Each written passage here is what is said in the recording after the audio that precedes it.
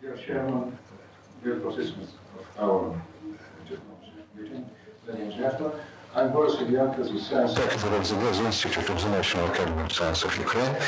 Unfortunately, our scientific project manager, academician Bondarenko, couldn't possibly to take part in this conference. And 2 days ago, I was faced before the fact to prepare this information, and I'll do my best, of course. And I want to say only one thing, that during preparing my information, I took into consideration that this meeting has business directions. Well, our project, what are the main goals of our project? It's thermo-expanded graphite or thermophylated graphite, how to receive it, how to use it, what are the properties, and what equipment can be created during this project.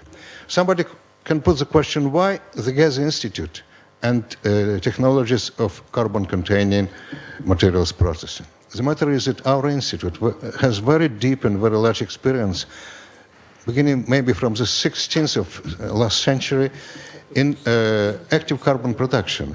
We have position role in the former Soviet Union, and we produced this carbon, active carbon from different raw materials, for example, hard coal, charcoal, different resins, and go on.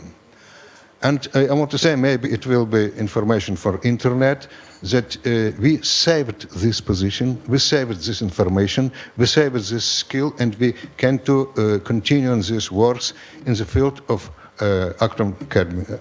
active carbon production. At the beginning of 18th, we began investigation in the field of receiving and investigations of properties of thermal expanded graphite. Maybe 20 years ago, it turned that it was nanotechnology. So we can consider ourselves as pioneer in this direction for this material. Why we are interested for thermal expanded graphite? The matter is that natural graphite, it is very interesting material. It has layered structure, but very dense layer structures. To receive this structure more developed, it should be processed by chemical way and by high temperature way. Sorry? Okay. After that, we receive such artificial maybe structure. It is microstructure by electronic microscope. It is usual microscope. And the structures has very interesting properties. I want to underline on two properties. Finally, they use it in industry. First one is use thermo-expanded graphite as a sealing material. Sealing material, real sealing materials that we can find in nature, has a strong structure that can be changed. This structure has very flexible nature. For example, after temperature, after physical loading, it can renew his possibilities. It can renew his structure. It's very important for different kinds of industry. And another direction that was interesting for us, it's sorption possibilities of this sorbent. I want to say that actually we are not inventors of thermal expanded graphite, but we have decided this is very interesting for some other branches, and our goal in this work was to use this thermal expanded graphite for liquidations of spillage of oil and another organic liquids. It's first stage. Here, the characteristics of this graphite, you see, source material is natural graphite, pore density, ash content, and go on. Okay, I see. Unfortunately, it's not my fault. Okay.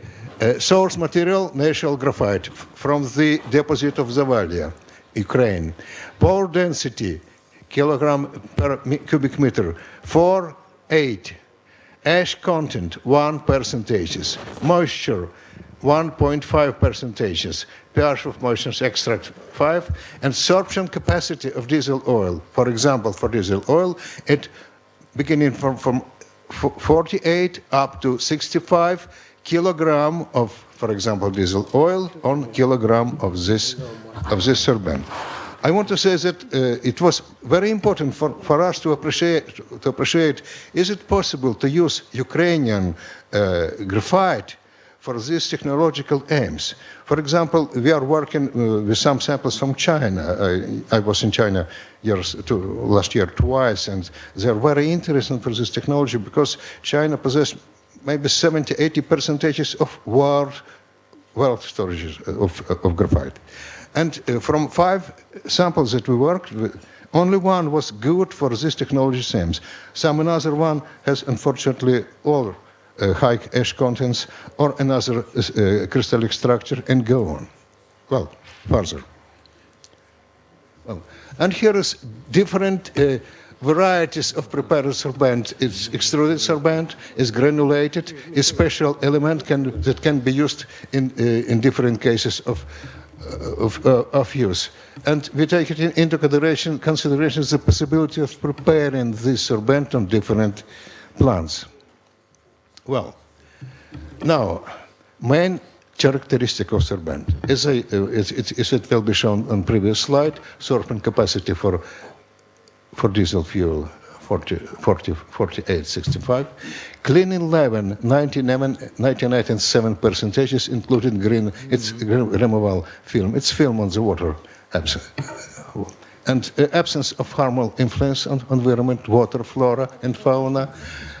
100% of buoyancy. It's very important for the, for example, for the surface of water and samples of sea and gas in other places, and possibility of regeneration and exploiting many times.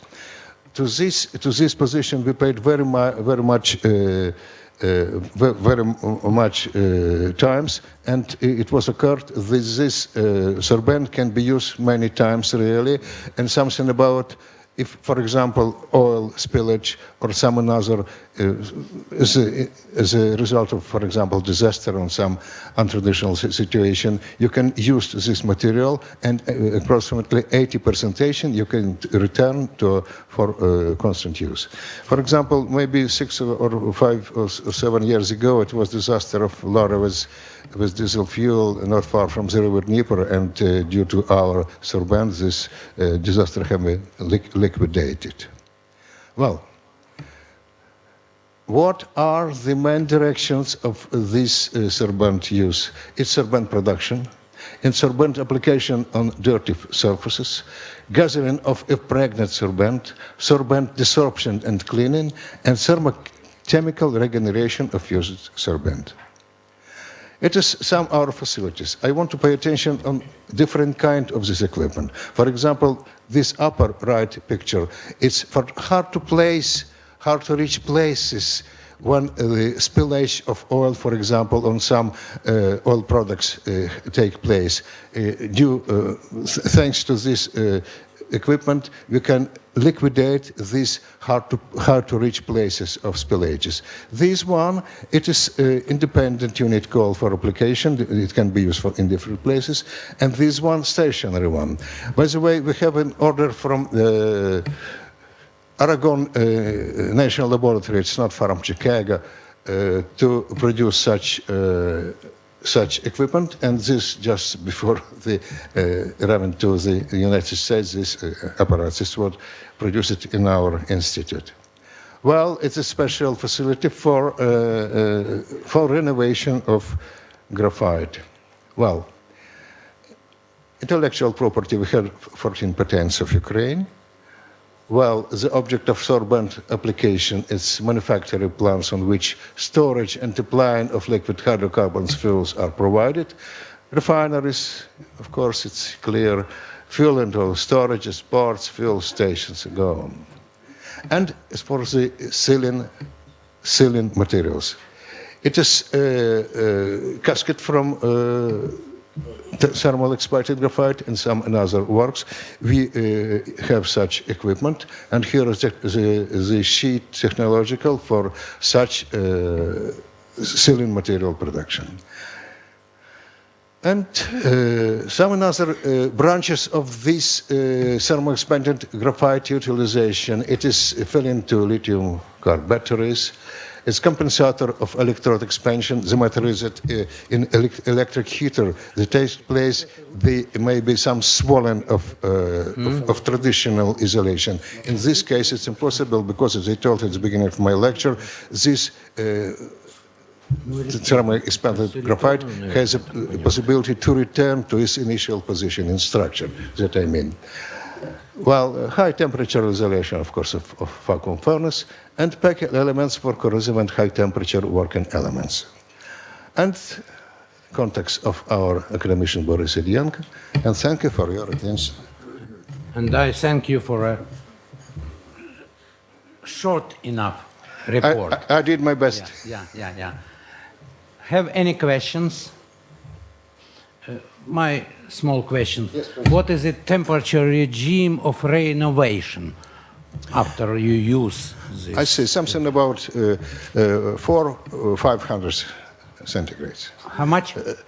500. Only? Only, yes. But regime of thermal expanding approximately 800, 900 centigrades. Thanks. Another May I question? ask you? Anton Grigorьevich. I have heard that you already exported this technology to some countries. Yes, Could yes. you please name them? Anton Grigorьevich, maybe 2 or 3 years ago, we received order from the United States, from Argonne National Laboratory, and according to this order, we performed 2 apparatus, one for thermal graphite, thermal expanded graphite, and another from, as I told at the beginning of my lecture, it's for production of active carbon. Active carbon is very interesting problem, and we are ready. Not in spite of this problem is very old for us, but we have proper knowledges. We are not so old, maybe, and we can to do in this direction. Only we have 5 years negotiations, 5 years treaty with Harbin Technological Institute. In Harbin especially, it is Heilongjiang province, in this province, is 70% of natural graphite Production, yeah. no, it's not production. It's of 75 natural graphite deposits. Actually, they partly use it in electric motors, but they actually don't know what to do with it. But it's very large volume of this one, and we have such a negotiation. Last year I was in Harbin, and second time I was with academician Bondarenko. But now the times need better change, and maybe this time it will be continued. Thank you. Thanks.